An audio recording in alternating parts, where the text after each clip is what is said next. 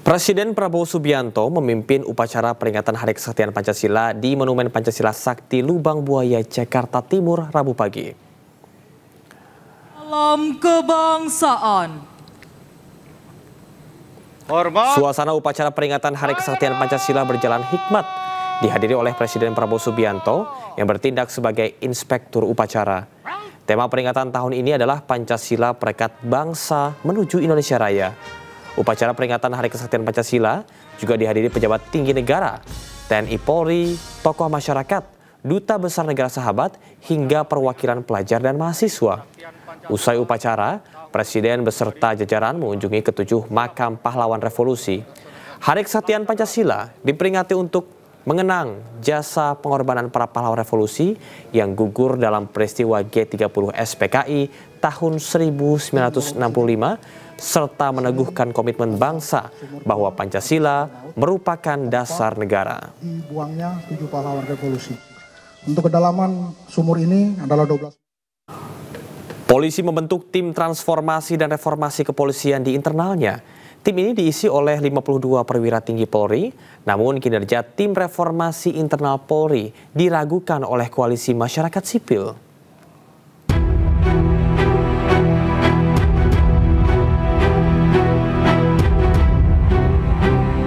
Kepolisian Republik Indonesia membentuk tim transformasi dan reformasi kepolisian. Pembentukan tim ini melalui surat perintah yang dikeluarkan oleh Kapolri, Jenderal Listio Sigit Prabowo.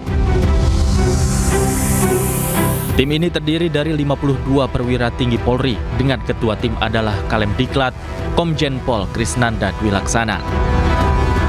Pembentukan tim reformasi Polri dilakukan untuk mempersiapkan proses evaluasi seluruh program yang dijalankan oleh Polri.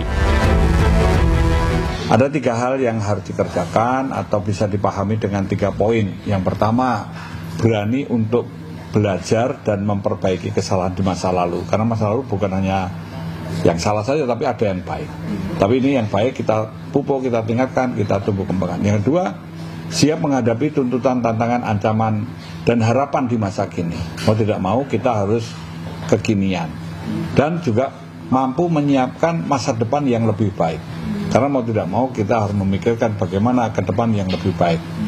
Nah tentu inti daripada transformasi reformasi Polri ini adalah sesuai dengan keutamaan polisi di dalam pemolisiannya. Sementara itu, peneliti Institute for Criminal Justice Reform, Iqbal Muharram Nur Fahmi, mengaku skeptis dengan komposisi tim transformasi reformasi polisi yang seluruh anggotanya merupakan anggota Polri.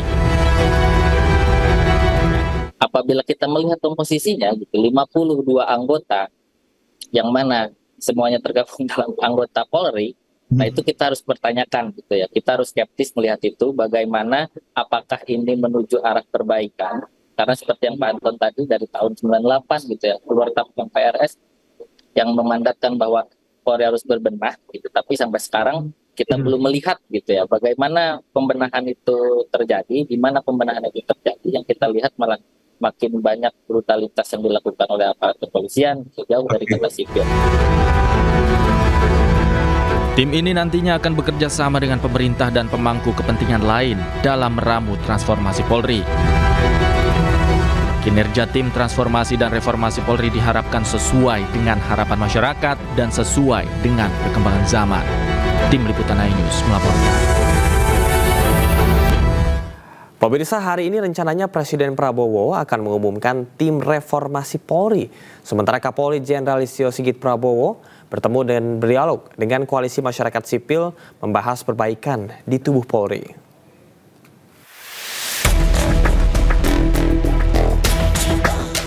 Aksi unjuk rasa yang terjadi pada akhir Agustus lalu mengeluarkan sejumlah tuntutan. Salah satunya adalah reformasi kepolisian. Presiden Prabowo pun akan segera mengumumkan tim reformasi Polri.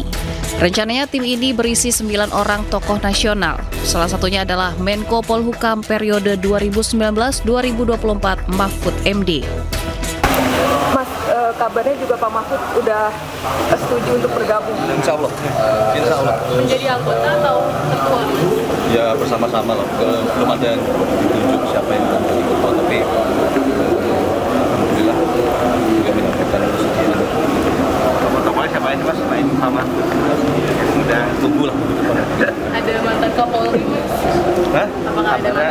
ada mantan Kapolri? Ada. Di sisi lain, Polri sudah membentuk tim transformasi dan reformasi kepolisian di internalnya. Tim ini berisi 52 perwira tinggi Polri yang diketuai oleh Kalem Diklat Komjen Pol Krisnanda Dwi Laksana. Kapolri Jenderal Polisi Listio Sigit Prabowo pun mengundang koalisi masyarakat sipil. Dalam pertemuan, koalisi masyarakat sipil menyampaikan sejumlah masukan perbaikan di tubuh Polri. Transformasi, perbaikan terkait dengan peristiwa-peristiwa ya, menyampaikan pendapat di muka umum dan tentunya pandangan publik terhadap represivitas Polri. Di satu sisi, ya tentunya kami ingin mendengar langsung perspektif dari masyarakat sipil terhadap apa yang harus Polri lakukan ke depan dalam menjaga ruang demokrasi agar tetap berjalan dengan lancar, aman, dan juga pesan tersampaikan. Pembentukan tim reformasi Polri dilakukan untuk mempersiapkan proses evaluasi seluruh program yang dijalankan Polri. Meski Polri dan pemerintah Prabowo membuat tim reformasi terpisah, namun dipastikan keduanya akan berjalan beriringan. Tim Liputan iNews melaporkan. Sementara itu, dalam dialog program Rakyat Bersuara yang dipandu oleh Aiman Wicaksono, pengamat politik dan militer Slamet Ginting menyebut bahwa tim reformasi Polri bentukan Kapolri Jenderal Listio Sigit disiapkan untuk melawan Presiden Prabowo Subianto. Namun hal tersebut dibantah oleh penasihat ahli Kapolri Arianto Sutadi dan menyatakan bahwa tim reformasi internal dibentuk untuk membantu membenahi kepolisian. Pada saat Presiden melantik Jenderal Polisi Kehormatan Ahmad Doviri sebagai penasehat khusus Presiden bidang Kamtibmas dan Reformasi Polri, maka itu adalah sinyal bahwa Presiden ingin mengambil alih kendali terhadap reformasi Polri. Jadi dari istana, dari atas. Mengapa? Karena dianggap kepolisian setelah sekian puluh tahun, setelah era reformasi, tidak bisa memperbaiki dirinya sendiri. Ini ibarat ya, pada saat tiba-tiba Presiden ke luar negeri, lalu kemudian dari Mabes Polri membentuk tim, itu kan ibarat seperti seseorang datang ke dokter, belum ada diagnosis dokter, dia bilang saya sehat dokter. Artinya nggak bisa, seperti tukang cukur nggak bisa kemudian mencukur dirinya sendiri, harus ada pihak lain. Oke, niat baik bagus, tapi di dalam politik itu adalah semacam sinyal perlawanan dari Mabes Polri terhadap istana. Jadi Anda menilai bahwa tim reformasi bentukan Kapolri itu bentuk perlawanan terhadap Presiden Prabowo? Dalam perspektif politik itu akan dibaca seperti itu. Polisi dalam menyusun ini, reformasi ini bukan menandingi Pak Presiden punya, bukan. Justru Pak Polisi itu tahu dirinya itu masih kurang baik, makanya dia akan bebenah diri. Tidak usah menunggu komisi itu jadi apa tidak. Nanti kita bebenah, seandainya komisi itu nanti jadi, maka hasil daripada perbaikan kita itu kita laporkan pada komisi itu. Partai Perindo memberikan bukti kepada para pemuda untuk dapat tampil dan ikut andil dalam perpolitikan nasional. Melalui ajang Persatuan Muda Summit, Partai Perindo memberikan ruang bagi generasi muda untuk beradu gagasan dan ide demi Indonesia sejahtera.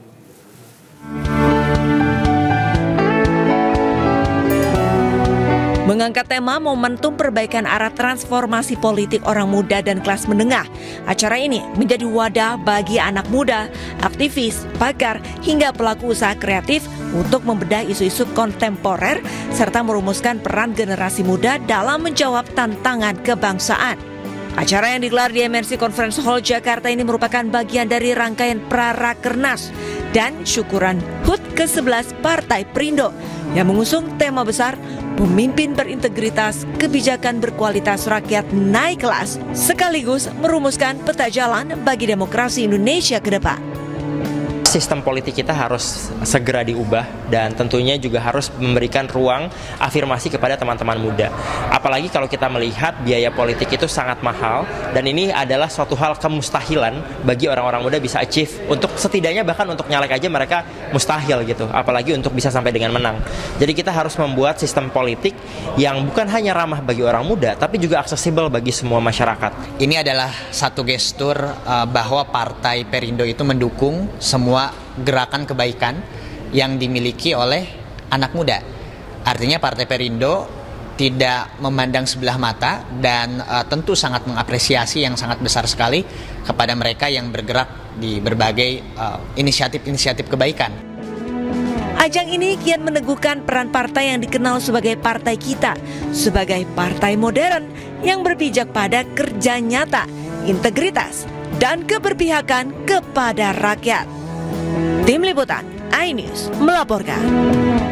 Meriahkan peringatan hari ulang tahun ke-80 Tentara Nasional Indonesia, TNI Angkatan Udara menggelar gladi demo udara di Pangkalan TNI AU Halim Perdana Kusuma, Jakarta.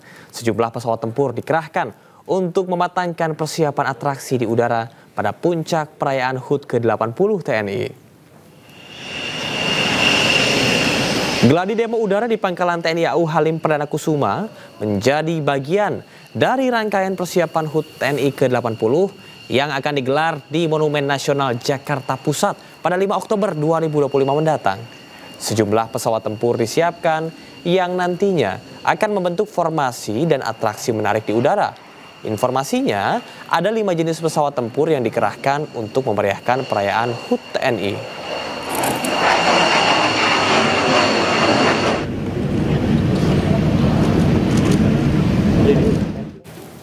Serangan terbaru Israel di Gaza menewaskan 41 orang di seluruh wilayah Gaza.